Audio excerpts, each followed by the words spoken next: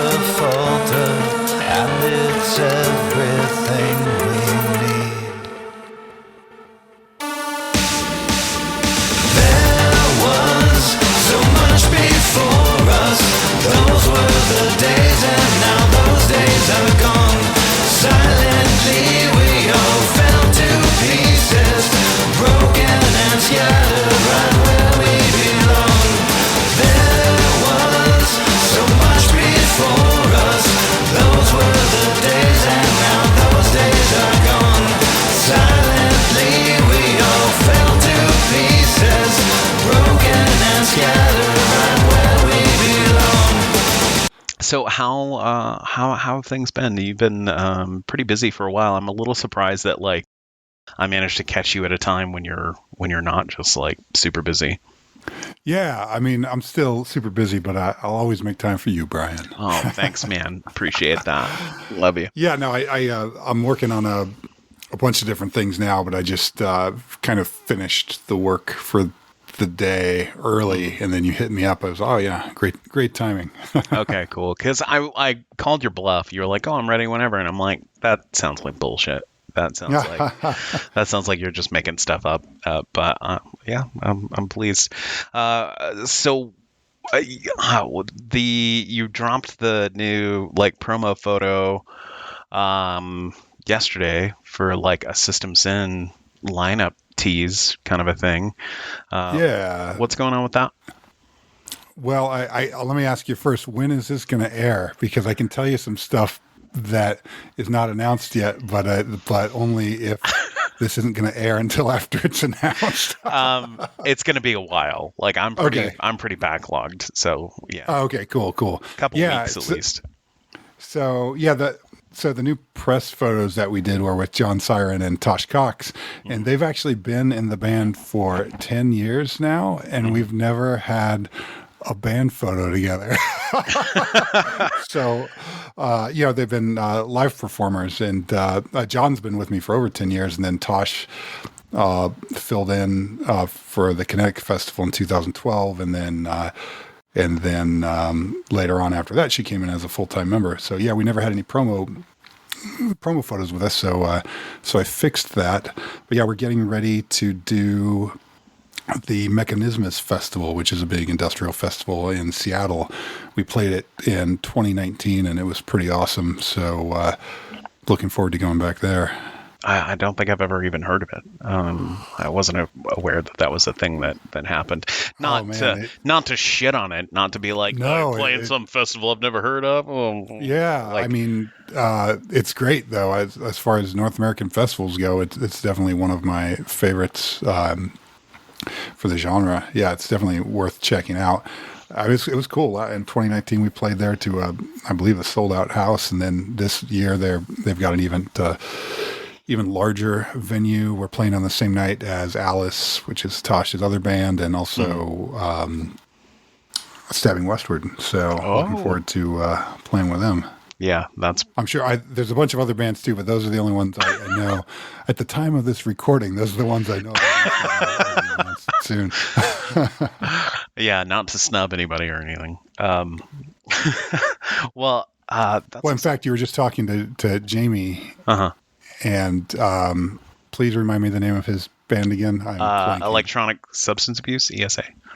Yes. And he played. I met him at Mechanismus in 2019. In fact, we rode on the shuttle from the airport over to the hotel together, and that was the first time meeting him. And his band played, and they were awesome. Oh yeah, he's wonderful, and he. It's fun to talk to him about Texas Chainsaw Massacre. So. Got that in common. We're talking about the remakes today and our thoughts on them. But this is the first time that you've played live in a while, right? Since the Mechanismus Festival in 2019. 2019, yeah. Are you? Well, I put out 2 releases in between then and now, but because of the pandemic, I just wasn't able to tour or play any shows for those. So. I'm hoping that things are mellow enough pandemic-wise. I'm sure they will be. Things seem to be slowing down. So, looking forward to getting back out there and doing this show.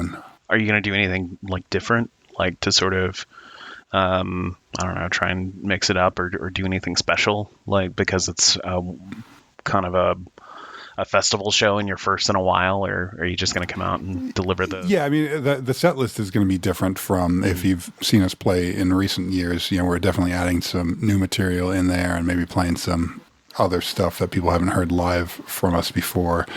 And there'll probably be some guitar in the mix, which we used to do all the time, but haven't in a while. So we may be bringing that back for the live show as well, if all goes well. That'll be fun. I'm looking forward to seeing it. If I can, I'll try. When is this again? It's the end of June and through the beginning of July. So we're playing on July 1st, which is a Friday. And then the following Saturday, there's actually a movie theater that's attached to this venue. And I'm going to be doing a screening of Dry Blood, film I produced there. And then Byron Miller, who... is, another industrial musician / filmmaker. He's going to be screening one of his films on the same day as me too. So that'll be fun. That's awesome. That sounds like such a blast. Like I'm gonna have to try and like make it up there for that for sure. Yeah, it was really cool. I mean, last time I just, it had been a while since I had just been on the road. I have just been doing one-off shows here and there because, life kind of took over.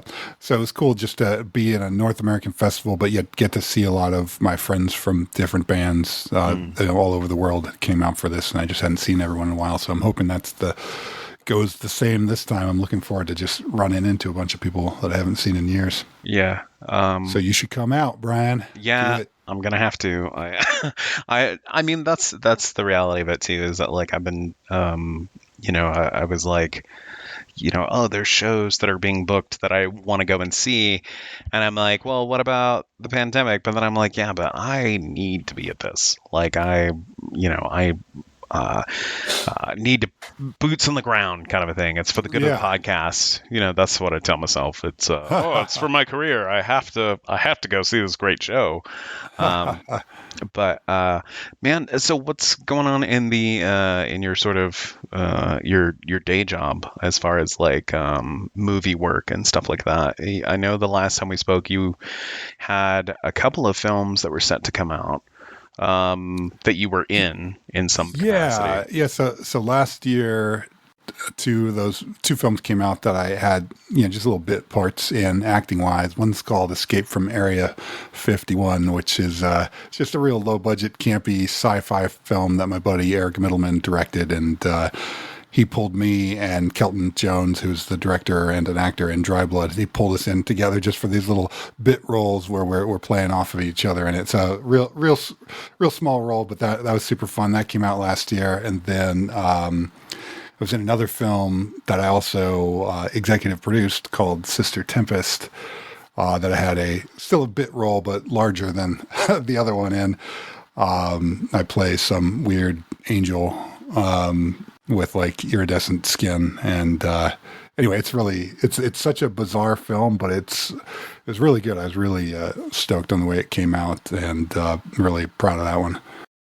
Yeah. And then film wise now, I just recently, speaking of Kelton Jones, I just recently finished up the post-production on his new film. He's got a new exorcism type film coming out called Of the Devil, which I have a small role in, but also I did the visual effects in the film and edited it as well.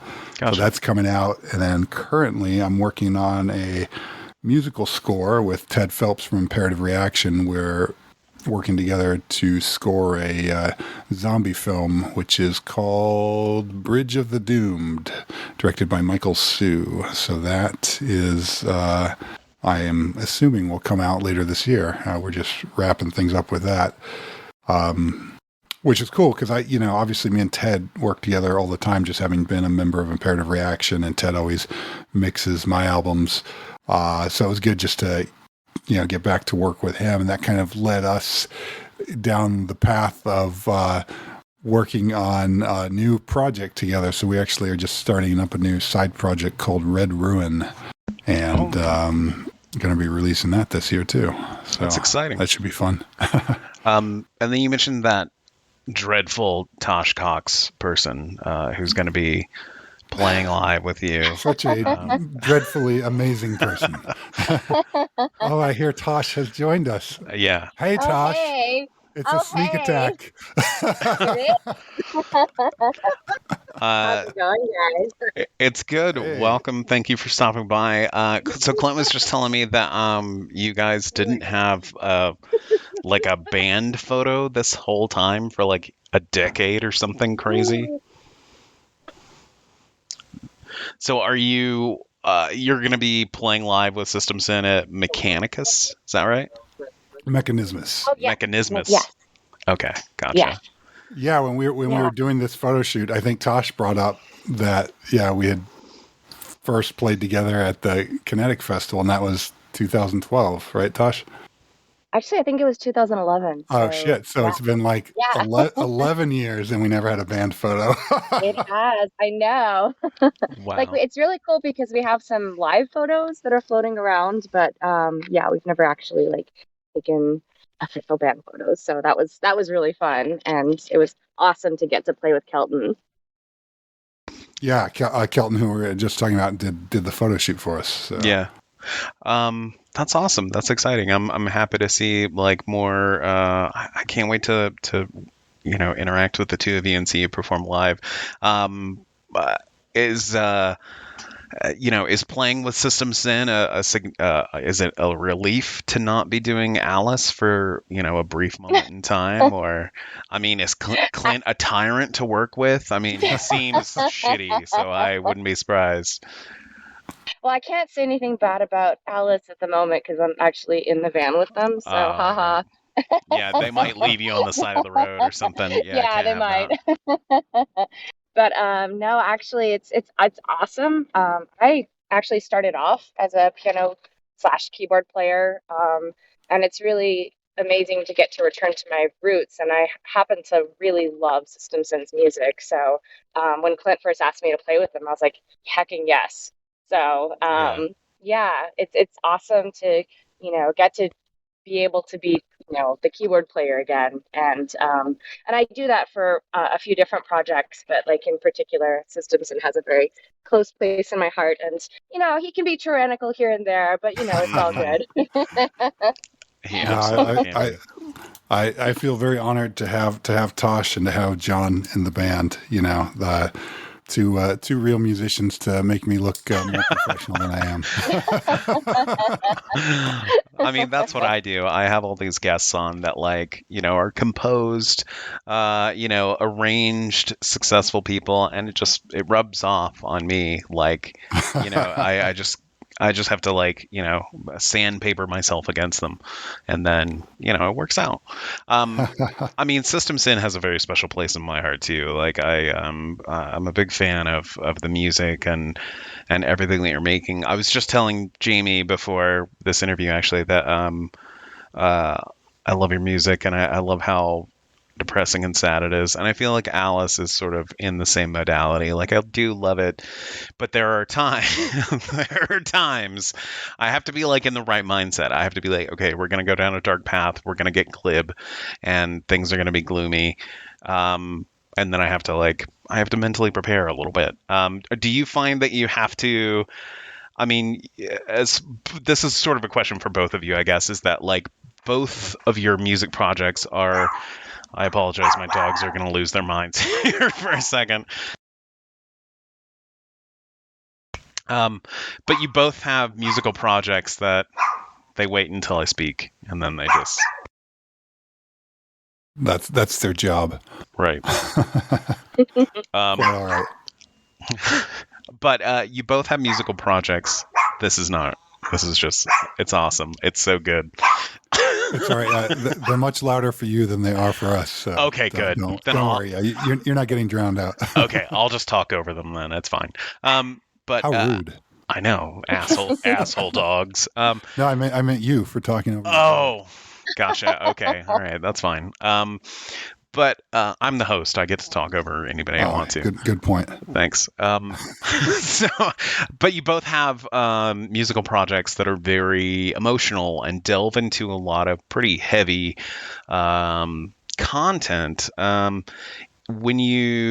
That's probably why you're both such jolly, happy people, right? Because you're you're exercising so much out.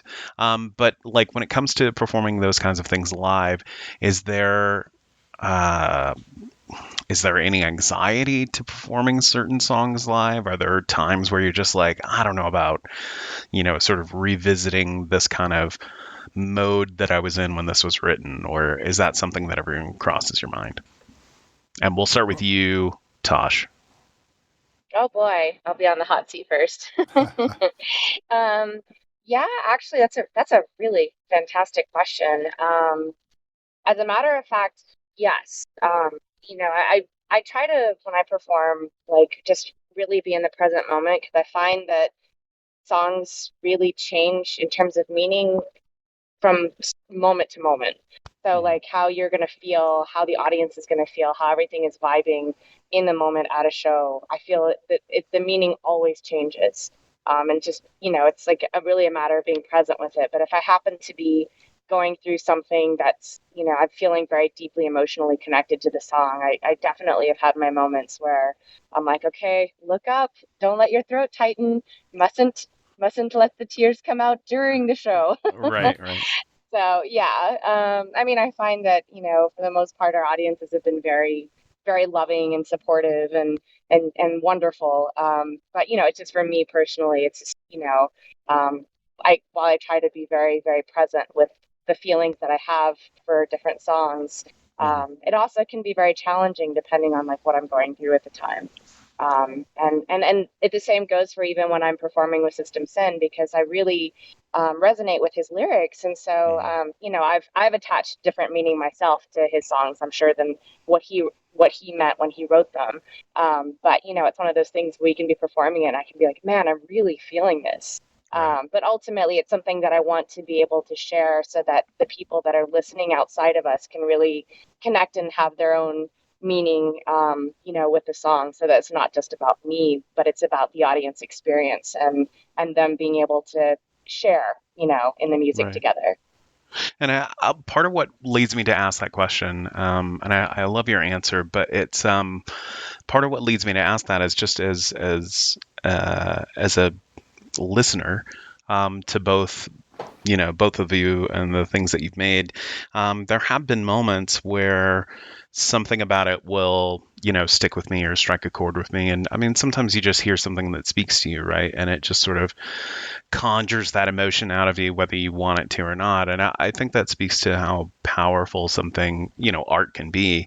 But I just was curious, as, given that you're both so prone to heavy topics, we'll just say. Well, I don't want to go throwing around like, oh, you only write fucking depressing songs, cool. But I mean, there's that element too, right? Especially, I would accept that assessment. Yeah, it's actually kind of an ongoing joke between me and Clint, because I have joked about the fact that I'm like, I have actually tried to write happier songs and they all end up just turning out dark, so I really think you can't take the goth out of the girl. So it is what it is. I've just kind of accepted my lot. Absolutely. I mean, this is who we are. It's just how it is. But even for me as a listener, like, and I've had this experience with System Syn and Alice and plenty of other artists who are making really sort of profound art that's meant to evoke emotion, and just I've had it affect me as a listener. So I just was kind of curious if that was something that as artists you also experienced. Clint, what about you? Is that is it something that you ever struggle with? I don't get nervous about it or get anxiety over when we're playing live. I don't really premeditate what I'm going to do too much before I get on stage. But once I get up there and start playing, once the song starts, it's really, I just slip kind of into the vibe of that song immediately, and I just kind of let it wash over me, for a lack of a better way to put that. I mean, I do get emotional on stage performing a lot of the songs, but like Tash said, there's that level you can't get to the point where your throat's tightening up. So right. So sometimes you do have to pull back, but in general, I don't. I try not to pull back too much. I try to just let it out there, because I think that's what makes for a more powerful performance, and hopefully, part of the experience. If the audience is there and they're watching you and they can see you're actually going through the emotions that the song is relaying, I think that adds to the live experience a bit. So as long as it doesn't make the performance suck, then I just roll with it.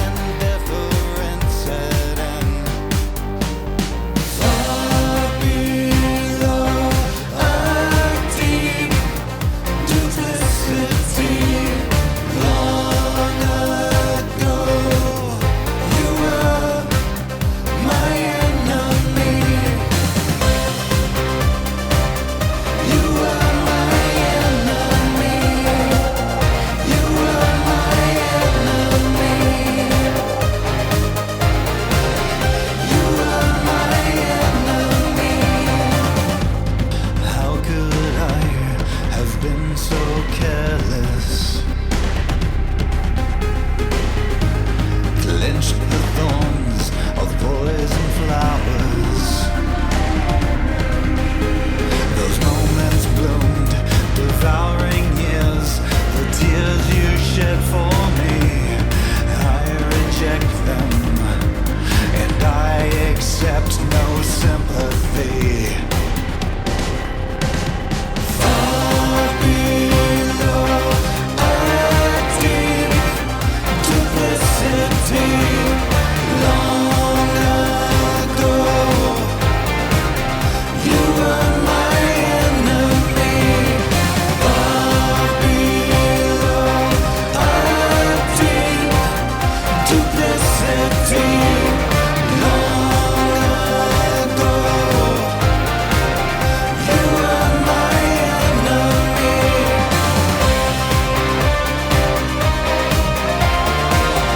You were my enemy.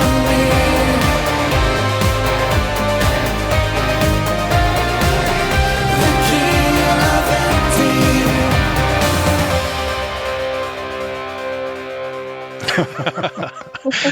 I mean, that's why you two are performers and I'm not. Like, I just start the moment I feel my emotions well up in me, I just like I lose it. It's gone. Like the moment the doors open, it's just all the cows are coming out.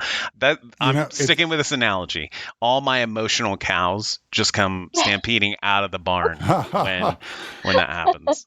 You know, it's funny because there are other artists whose songs that I find really sad, and if I'm singing along to their songs, you know, just when I'm by myself or whatever, sometimes I have a hard time singing through other people's songs without getting a little choked up.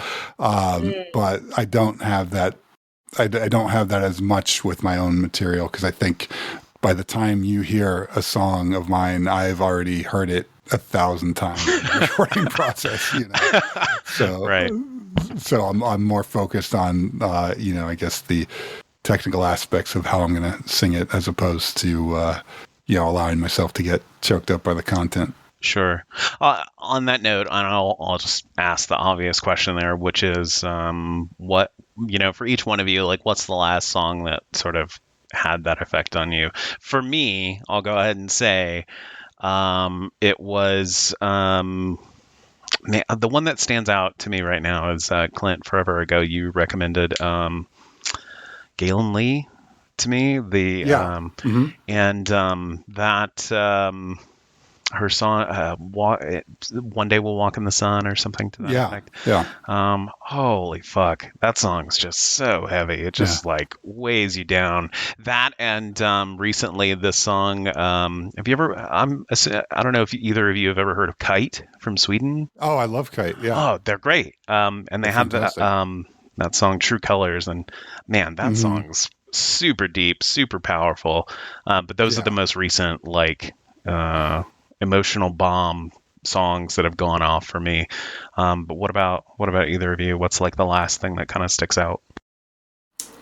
We'll start with you, Clint. I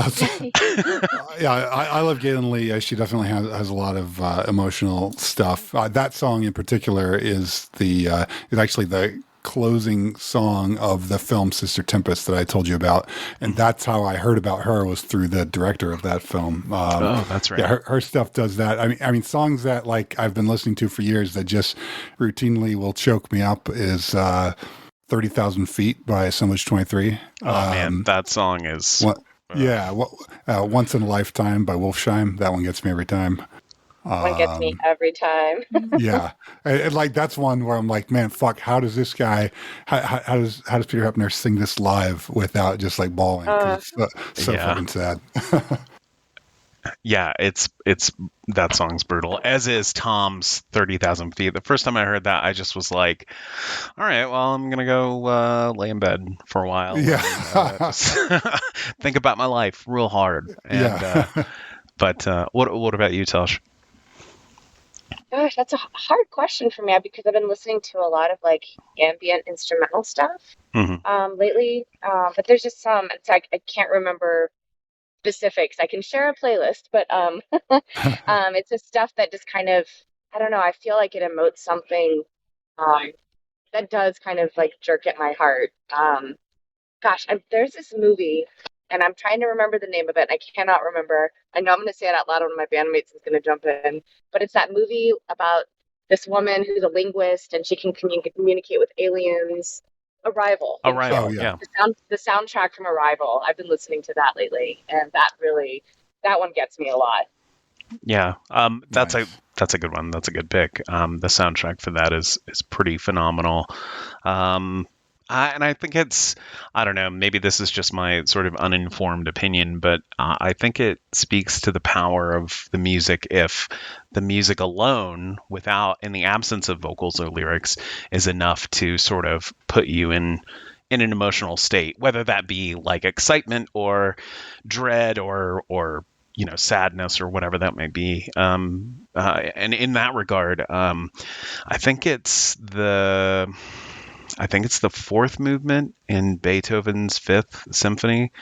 It's like it was used really prominently in the Nicolas Cage movie that was done by Alex Proyas, Next, I think. Do you remember that at all? Like, I haven't seen the movie, but okay, I'm familiar with the music. but I mean, like, either way, that Beethoven piece was used like at the end of that film as like, horrible shit's happening, and so, but I've always loved that piece, and even before I saw the film, but it was like it's just so moving and so gripping. Like, I just love that sort of like, I know you're in a good mood, but you're about to not be. I'm just such a fan of that kind of a thing. See, that's my goal with my music, is to ruin everybody's mood. Mission if accomplished. I can do that, I've succeeded. You can retire, Clint. You've done it. Are there? So, are you going to be doing another System Syn release at any point? Is the System Syn release going to have collaborations on it, or what's going on there? Well, yeah, I mean, there definitely will be more System Syn releases. As long as I don't die, I will keep putting them out. Oh, there you go again. And Tash and I had talked about collaborating on some new stuff, and I was hoping to get a collaboration in on the last remix album as like a B-side, but it just wasn't in the cards. But I definitely would love to collaborate with her and John on some recorded tracks as well, because they're just so great to work with live, and I respect them both so much as musicians. I would love to have them on tracks. In fact, Alice did a remix on my remix album, which Tosh did backups on, and Scott played guitar, Steve played some drums, and I was so stoked on that remix because it was like my chance to get to work with these uber talented musicians, and just love that. So I'm hoping for that. So yeah, right now, release wise, I'm just focusing on this side project with Ted, but I do have some new System Syn songs that are in the works that no one's heard yet that will make it to a new album soon, hopefully.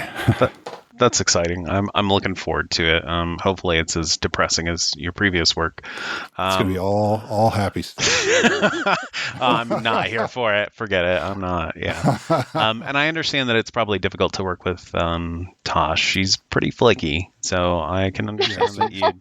Difficult is the right word. Yeah.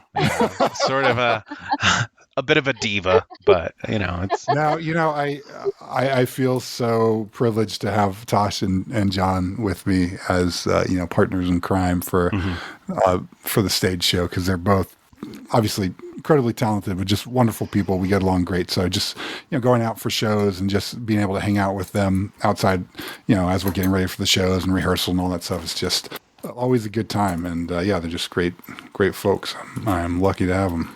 Yeah, they're all right. I mean, but that's exciting. I'm looking forward to it.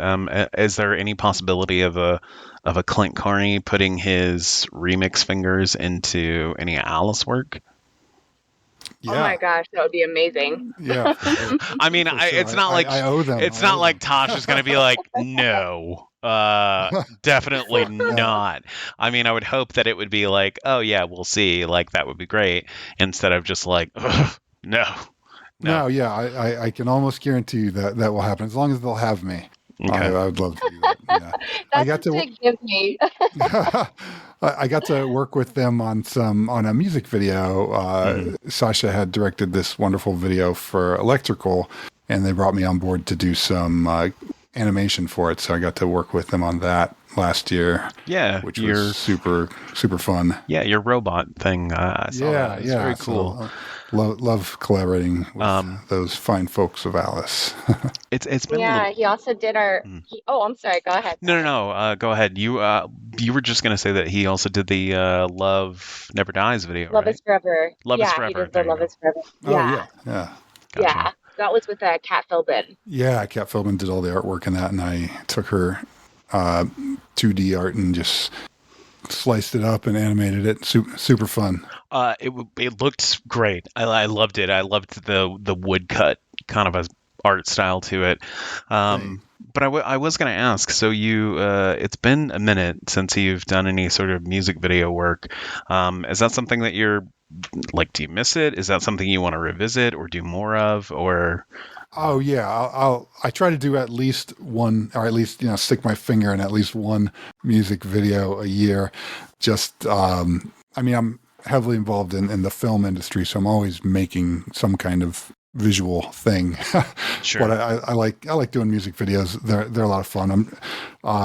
There is a new System Syn music video coming out, which has been in the works for 2 years now. You don't say. I can happily say I've it is heard that almost rumor. done. And it is. I did not direct this one though. In fact, all I've done is like looked at it and made a couple comments here and there. But for the most part, it's all the director Jim Bonner, and he just showed me the most recent cut a couple days ago. It's for the song Knives, and it is fucking insane. It's crazy. I can't wait to show you guys. Yeah, I'm tired of hearing about it. Well, hopefully it'll be worth it. It's funny because they'll be like, by the time it comes out, there'll be like 2 new albums out since Right. that album. But I can't complain because he just poured his heart and soul into it for 2 years. It's just it's all animated. It's just Right. one guy doing the whole thing, and it's it's crazy. So Well- I can't complain about the length of time because he's certainly been putting in the hard work on it. Right. Well, I'm not doing the hard work on it, so I can complain about it and just be like, I want to see it already. I'm so excited to see like something new in that regard. It sounds like it's going to be cool. Like everything that you've like your enthusiasm over it like makes me bitter that I still haven't seen it. So Thanks. Yeah, it's you're welcome. I can't wait. I can't wait for that to come out, and I'm sure there will be more System Syn videos this year. Okay. Well, I can't say I'm sure, but Yeah. there will be to coincide with the next release at least, and hopefully that is this year. It's my hope, but will depend on how the year goes. Sure. Anything can happen at that point. But what about Alice? Have you guys got like new videos lined up that you're going to be dropping at some point? I know when you were on the show, you were talking about new record, but music videos. Yeah, actually, we're almost done with probably one of the most ambitious music videos that we've ever done. It was, how many shoots was it? Like 10 shoots, I think, to do Something to Believe. Yeah, so we've done like 10 shoots for it. We have 2 left. And it's just been a series of making the shoots, working with choreographers. I worked with 6 choreographers actually for this one. So I think in our tribe we like to push the envelope as much as we can. The only problem is that we push it and we're like, oh, what were we thinking? You guys are like a music video factory. You put out videos for almost every song. It's great. I love it. I think part of the thing is just that like every song for us feels so visual. And I feel like we love telling stories around it. So I think we've always just been inspired just naturally. We did that consciously with a 13th hour, but we unintentionally have been doing that actually for all the releases since then. And so we're like, I think it's just kind of a pattern with us. So, we're not as ambitious as we were with the 13th hour in putting out like a new music video every month. That was a lot. But we've been kind of tailoring it down so that we can really put our focus into the studio. That our next album we're hoping to have done like more towards the end of this year or beginning of next year. So gotcha. Okay. But the new video we're hoping will be out maybe, I don't know, like April, May. So fingers crossed. Gotcha. It'll be a heck of a lot of editing, that's for sure. Right. And is there I know you guys are both going to be at mechanical thing. What is it? Mechanismus. Yes. Yes. Right. Mechanismus. Yes. Yes. I feel like such a dick because so I had Jamie Blacker on the show. I was interviewing him like right before this phone call, and he's playing Wave Gothic whatever. And I just was calling it like the Truffle Festival the whole time because I'm just like, I don't know what it is. Like, I'm never going to play it. So, I can get the name wrong as much as I want. That's an awesome festival too. Oh, yeah. If you ever get a chance to attend. Didn't you played that a long time ago, right? Yeah, with Imperative Reaction. I mean, I don't mean to a long time, 20 years ago. It was a long time ago. It was like it was almost 20 years ago. I think it was like 2006 or so. It's all good. You're not a young man anymore, Clint. You're playing now. Don't I know it?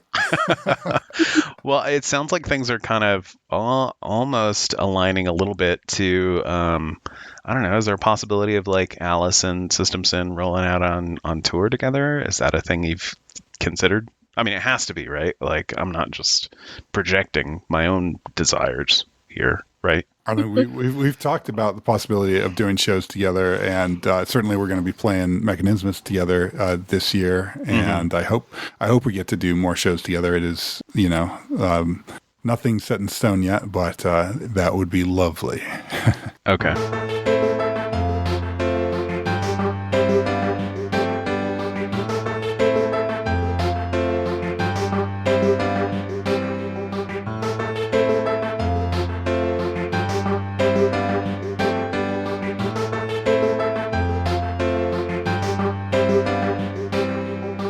What a strange world we've found ourselves in. The last time I saw you were ashes. Still every now and then I forget you're gone, and now I'm getting pretty good at pretending to move on. If it doesn't break you, let's see how much you can take. It's all they'll ever ask of you, your time, your love, and your life too. It's not your choice to make.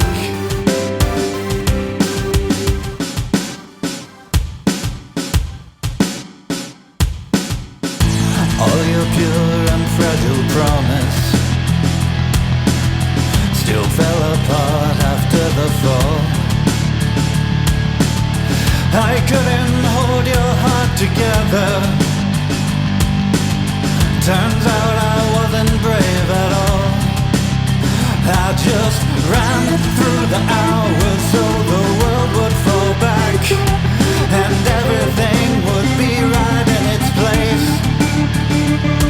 I ran through excuses I had built in my mind, why I'd abandon what I could not replace.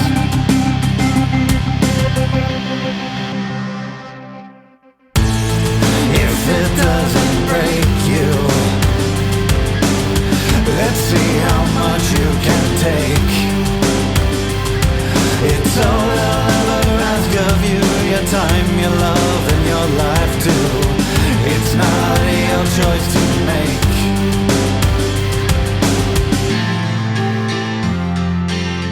So how much can you take? How much can you take?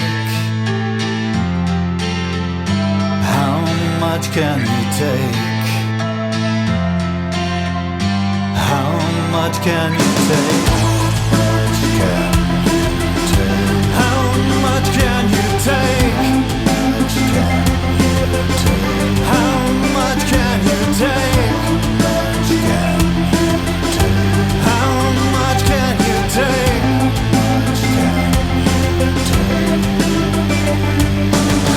What a strange world we've found ourselves in. The last time I saw you, you were ashes. Still every now and then I forget you're gone, and now I'm getting pretty good at pretending nothing's wrong. If it doesn't break you, let's see how much you can take. It's all that I'll ever ask of you. Your time, your love, and your Very life diplomatic too. answer. If it doesn't I appreciate break your you, subtlety. It's good. Yeah, I let's see could use some how work, much you but can Well, take. part of it is John, our drummer, Let's so see how much you he's can in take. 1 million bands, as you probably know. yeah. And so, I want to work around his schedule as well. And we're still trying to kind of figure out what that's going to look like for this year, and then what all three of our schedules are going to look like this year, and see what we can make work. Yeah, I had John on the program earlier this week, actually, and the day before he went for your photo shoot, actually, he was like, "Oh yeah, I'm gonna see Clint tomorrow," and I'm all like, "Oh, cool." He's like, "Yeah, something about something live shows," and I was like, "What? Like, why am I just hearing about this now? Like, I thought me and Clint were tight and that I would know about shows first, but apparently not. Apparently, if you're not in the band, you don't get to you don't get to know.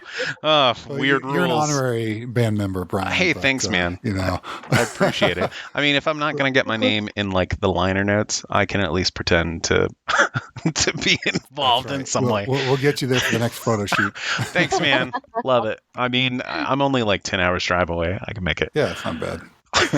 we'll fly to you. Oh, I appreciate it. I mean, for real though, like if you guys ever come to Reno, this applies to either of you. We can go get burritos and hang out Yes. and stuff. I do like burritos. I mean, me too.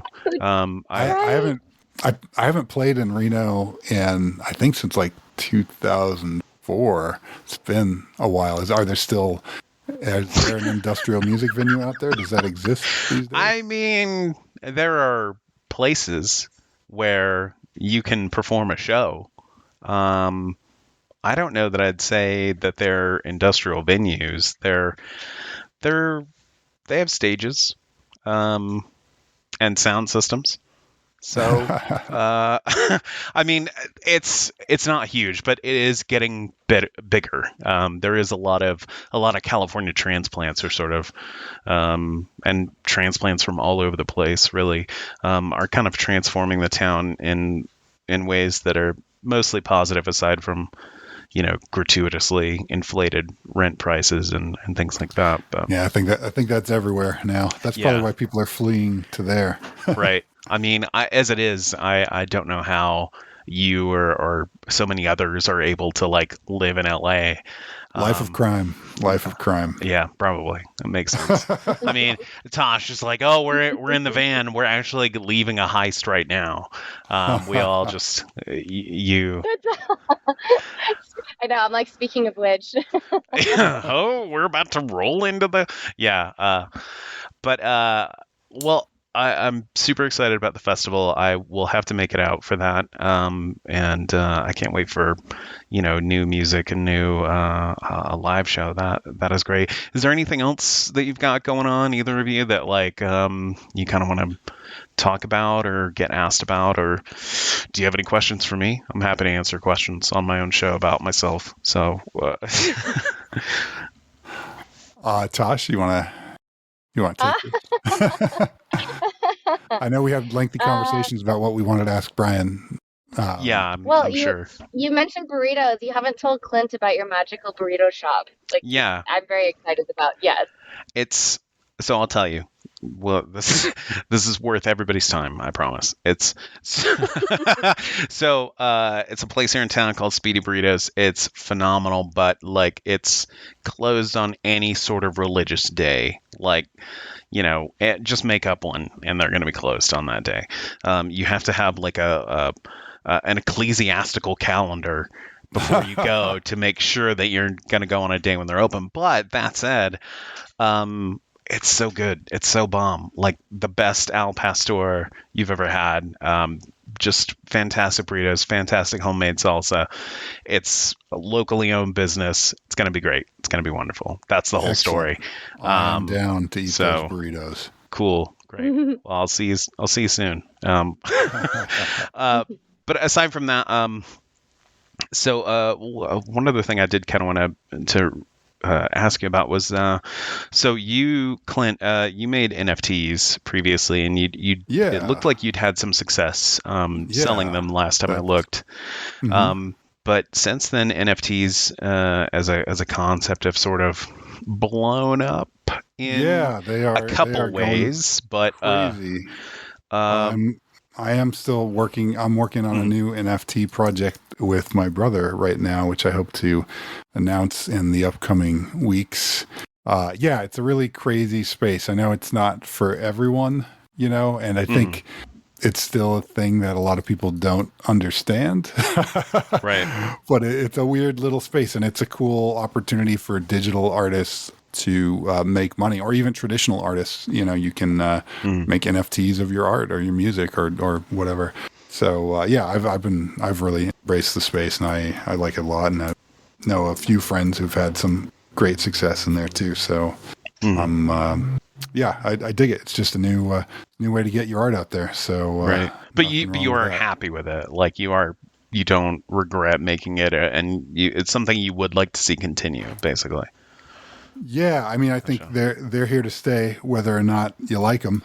Right. But yeah, I mean, I can safely say that NFTs have, while things slowed down during the pandemic this last year, NFTs have paid my bills on more than a few months. So I'm all in.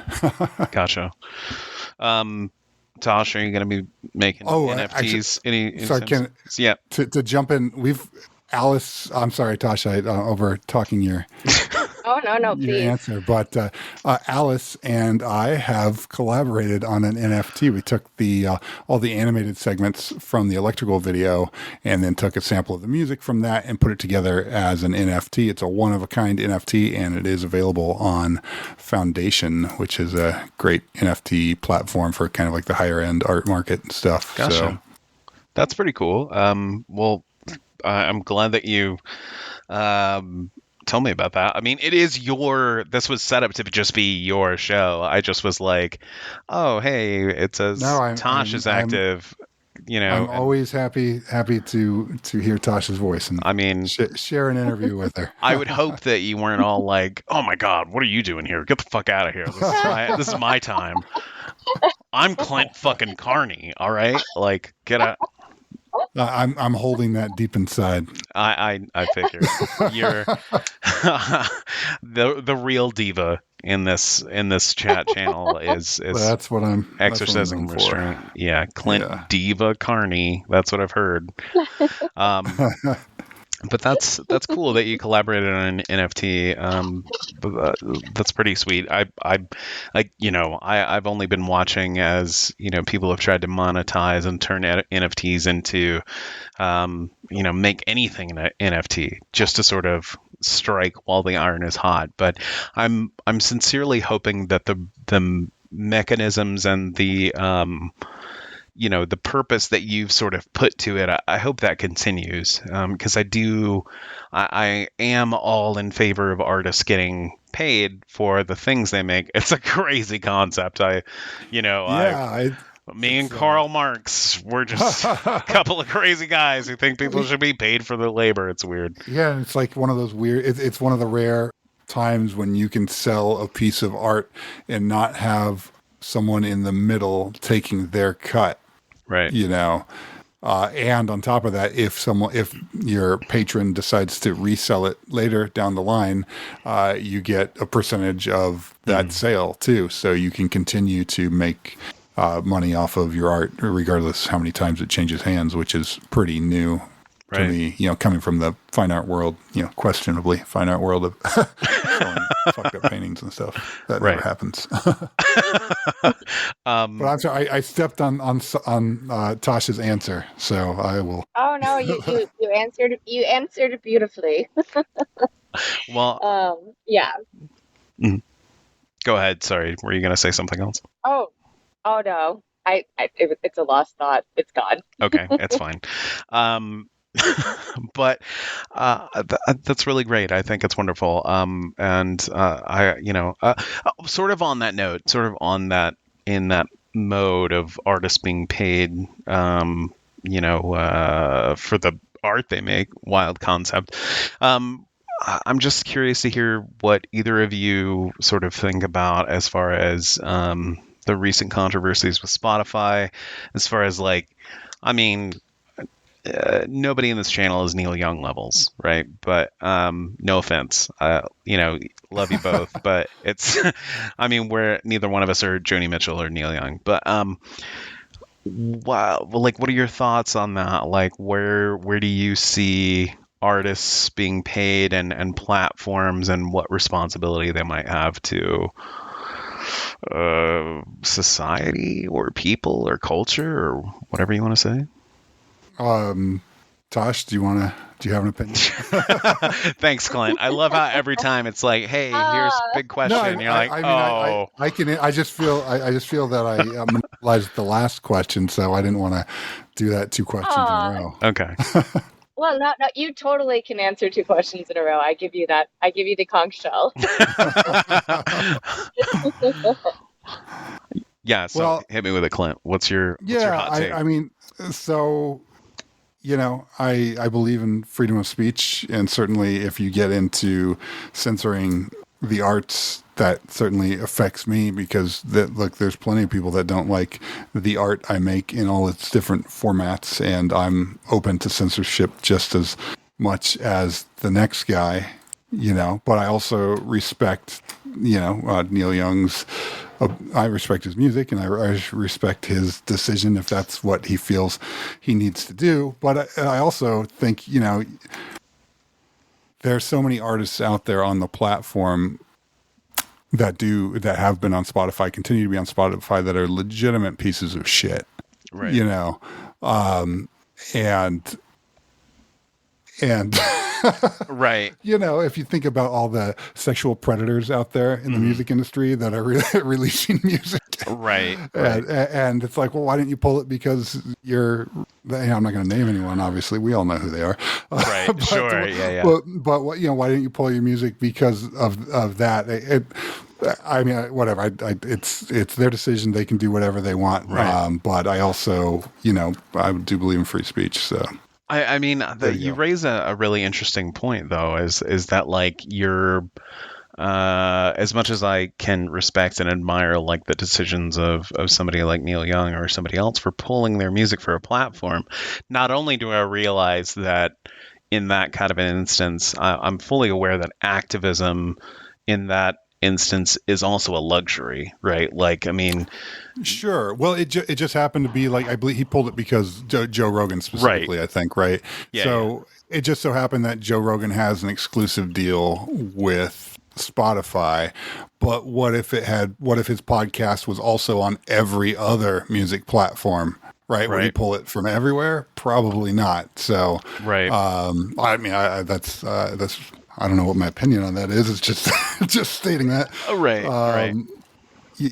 But there's plenty of, it's just because so and so is a piece of shit, I can't pull my music off of iTunes and Apple Music and Spotify because they also release music by people who I think are reprehensible human beings. That's just right. It's not a luxury I have because I need that income. Right. No, exactly. That's that's kind of the double-edged sword of it.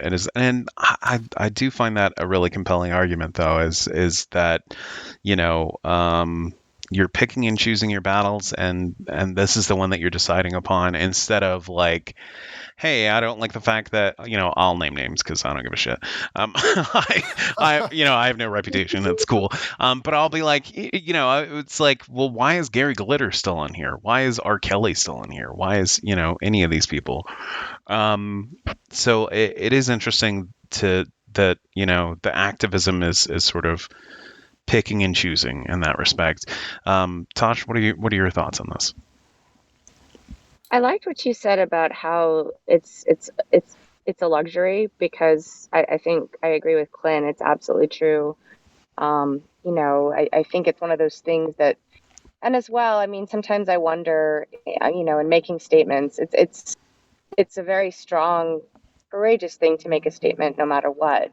But sometimes I just wonder, like, in terms of what the ultimate outcome is going to be. Like, it's one of those things where people are like, okay, it brings awareness to a situation and hopefully helps to deter, future predators and things like that, hopefully. But I do think that this is going to sound pessimistic, which is unusual for me, but I think that sort of thing is always going to be. It's, unfortunately, the dark side of humanity, at least at the moment, until we evolve into our Star Trek universe. We'll get there. But Right.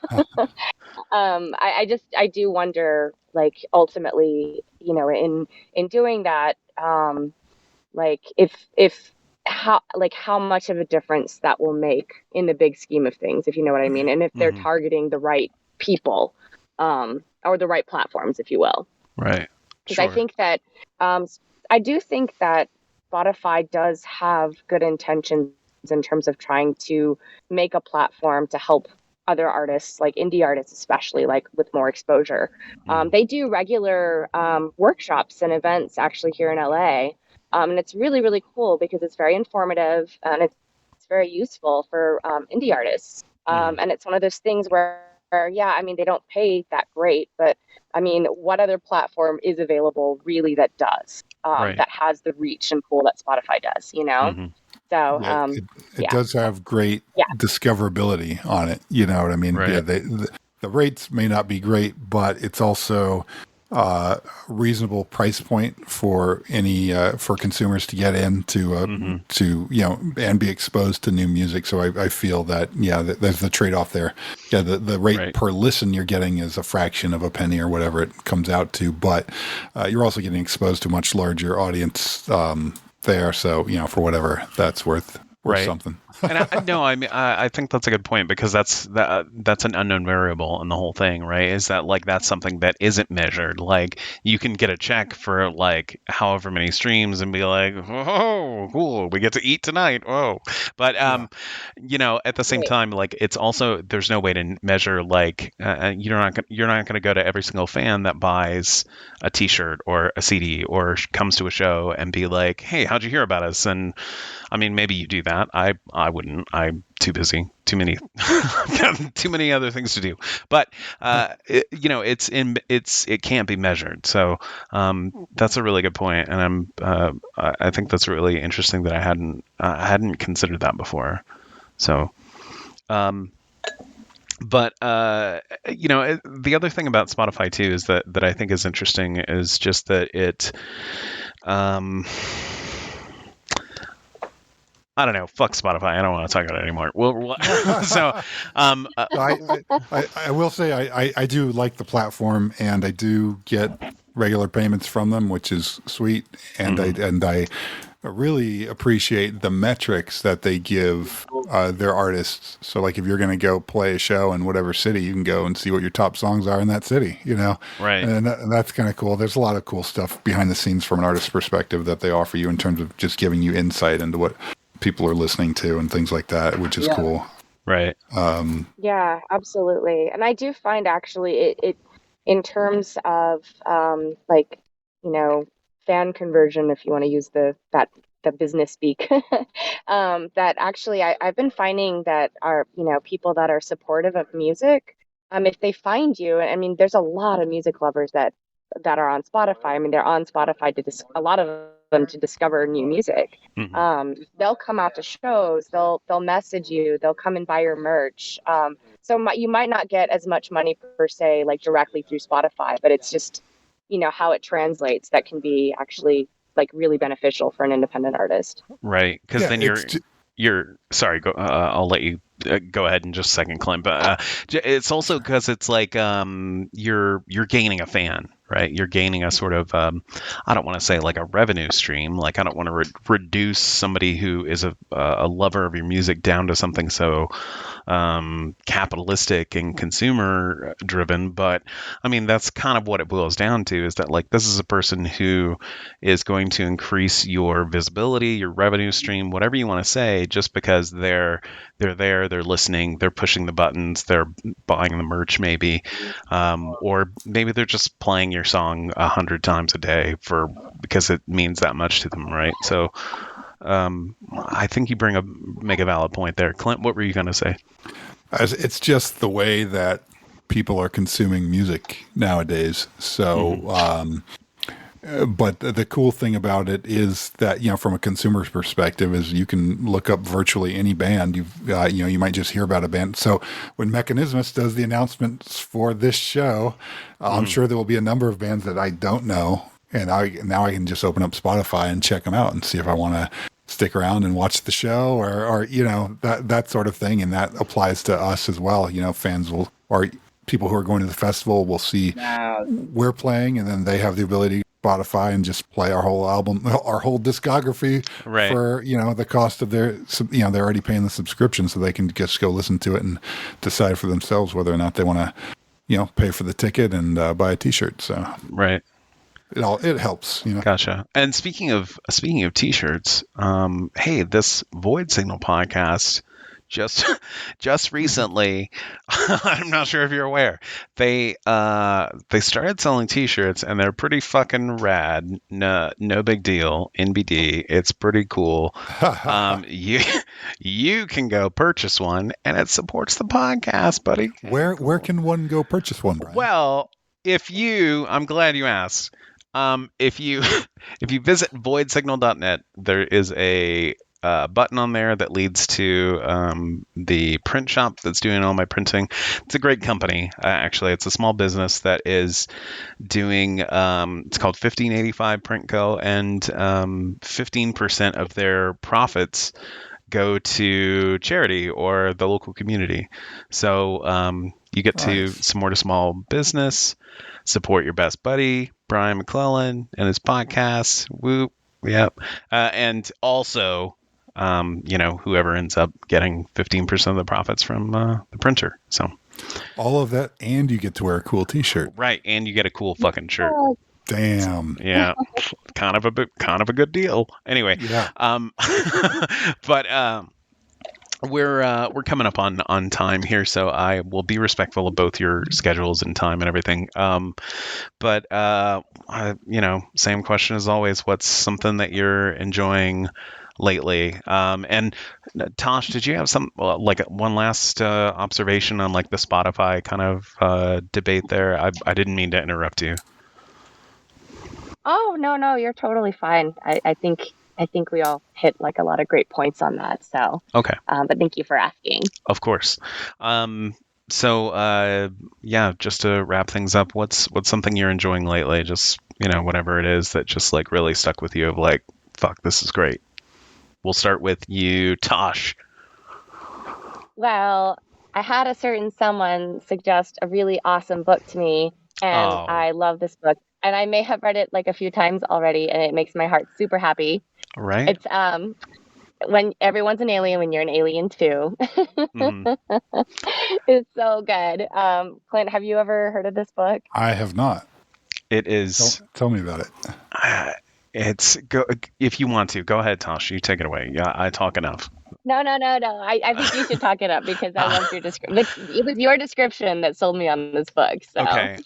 It was just like a very strange thing I stumbled upon that was like lumped in with the graphic novels, and it's very simple. It's very humble, and it's written in this style that's like, I don't know, sort of, it's got a lot of misspellings and maybe not perfect grammar, and that's okay. It doesn't matter because the point of it is just that it's it's dealing with a lot of things and addressing a lot of aspects of the human condition in such a way that's so simple and humble and accessible, that it catches you off guard. I mean, like, for me, like when I first read it, like I had to put it down for like, 20 minutes at a time and just be like, okay, I need to breathe. I'm going to,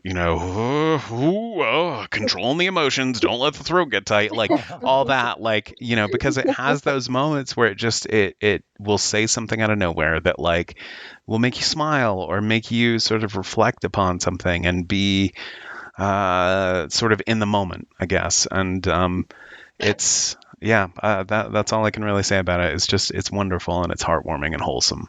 Do you have anything to add, Tosh? Yeah, it's hard to not just want to tear through the whole book, but I wanted to take it in like small doses because I just wanted to really like enjoy it. Like one of those really, really good stories. So, but yeah, the artwork is sweet. The story is sweet. So that's my latest favorite find. So Nice. yes. Well, I will pick it up. Yeah, it's Yeah, I think you'd like it. Cool. Yeah, it's good stuff. Well, that's a great answer. Whoever recommended that book must be pretty sweet. And also have awesome t-shirts. Yes. Yeah, great, cool Void Signal shirts for sale that you can purchase with dollars. Wow. But as for what I've been enjoying recently, I've been working a lot more on Void Signal, and it's overwhelming, but it's really nice. I've got a ton of episodes in the bag with like a huge variety of really talented artists, couple of photographers, which I was really excited to do because I don't know fucking anything about photography, but my guest does, so it's a chance to talk to somebody about like sort of what they're doing and their perspective on the world. And I love doing that. I love just having conversations with people to find out like where they're at and what they're kind of putting out there on the wavelengths, I guess. But that's been really great. It's been very validating to sort of be like, hey, celebrity friend, do you want to come on my show? And like, I mean, they're a celebrity to me, but maybe not themselves or others, but I'm so humbled, I'm so honored every time I get great artists whose music has enriched my own life to come on the show, whether that be you, Clint, or Tash, or the rest of Alice, or Jamie Black, or whoever that might be. It's always just so validating and so humbling. I love it. Like it's what I get up for every day. What about you, Clint? What's something you've been enjoying lately? I just recently watched the new Guillermo del Toro movie, Nightmare Alley, and I loved it. It was fucking great. Just really engrossing story, and as per usual with his films, just the production design is insane. It's just a beautiful film, but with a great cast and super rad. So highly recommended. I downloaded it, but I haven't watched it as of yet. It does look great. But man, have you guys seen The Green Knight? I haven't yet, but I do want to check that out. Tosh, have you seen The Green Knight? No, tell us about it. You haven't seen it? It's a A24 film from is it Robert Eggers, I think? Who's the guy who did Roger? Isn't that his name? Yeah, the Lighthouse and The Witch. Yeah, The Lighthouse and the Witch. Oh, I didn't realize he had directed it. That makes me want to watch it even more. Ooh, let me double check, because I don't want to say like, oh yeah, he directed it and like be completely fucking wrong. So, but either way, it was like it's such a rich, like, I mean, it's one of those films where you could pause any moment in it, any second, and what is going to be on the screen is going to be like art. It's going to be this compelling, sort of amazing, rich visual sort of, it's such a treat for the eyes to watch, and I love the fact that it's like so many other A24 films. It violates my expectations. David Lowery is the David director. Lowery. Yeah, I just reached that myself. But it's really good. It's really good. Can't say enough good things about it. Nice. But I'll definitely be checking that out soon. I'll watch Nightmare Alley and I'll let you know what I think. The one more recommendation as well, if I may. The new season of Ozark just came out on Netflix. It is awesome. Just love that show, and it just keeps improving upon itself every season. So. I don't think I know what that is, but I will check it out. Yeah. Check it out. Money laundering goodness. I do have to put you on the spot here for just a second. You recommended to me, what was the movie with Russell Crowe? Unhinged. Man, that was not good. Like I just did not like it. Like he was just like a raging dick like the whole film, and I was like, I liked it just because it was just intense the entire way through. It was just like it was just super stressful. Maybe that's why I didn't. I just was like, oh fuck. I'm just like I was so stressed out, like watching it. Not for everybody. No, not for everybody. Have either of you guys seen Climax? That film? No. That one. It's like a French film, and it really plays with the concept of horror by being sort of, it's like this overnight sort of party gathering kind of a thing, but they're like locked in for the night, and it's almost the entire film is done in like maybe 2 to 3 tracking shots, like, and there's so much elaborate choreography that it melts my brain to think about the logistics of trying to be like, okay, now at this time you walk down the hallway and this is done, and like it is pretty mind-blowing, but it really plays with that feeling of claustrophobia. And like, I mean, we've all been at parties, right, where like, we're having a good time, but there are very clearly people there who are not having good times. And it sort of addresses that kind of a situation, and I found it really riveting. I've recommended it to other people who found it boring, but they don't have good taste, so it's okay. But all right, I will let you both go. I, as always, thank you both so much for your time and for stopping by for a chat and everything. I look forward to seeing and hearing new things from both of you. And thank you again so much. I do appreciate it. Thanks for having us on. Oh, thank you. We really appreciate it, Brian. Thank you so much for your thoughtfulness. Oh, yeah. And Tash, enjoy the rest of your tour. Oh, what? I will. You should tell everyone where you're going to be. Oh, yeah. So tonight we just pulled into the Mona Bar of Modern Art in El Paso. So, we're playing El Paso tonight. And then if you look on our pages, you will see we're playing a bunch of Texas dates for the next week and playing a Fort Worth Valentine's Ball on Saturday that we're super excited about. So. Oh, that's super awesome. I will, this won't be out in time. But I will. I'm gonna jump over to the Alice Facebook page right now, and I'll share out like a, hey, these guys are playing tonight. Make sure you don't miss it if you're there. Yeah, of course. Much love to you guys, and anything I can ever do to help, I will. But I will let you go work on that, and Clint, I'll let you get back to doing whatever you're doing. I heard I heard some like metal clacking like with your hands. Oh, sorry, like that's just me. That's me fidgeting with the bracelet. It's totally fine. I was like, he's fucking making something like while we're. See, really, there's like alive creatures that he's like deconstructing in his laboratory. Right. So that wouldn't surprise me all that much. But all right, well, you guys have a great rest of your evening, and we'll talk again soon. Sounds good. Thanks again. Bye. Cheers. Bye. Bye.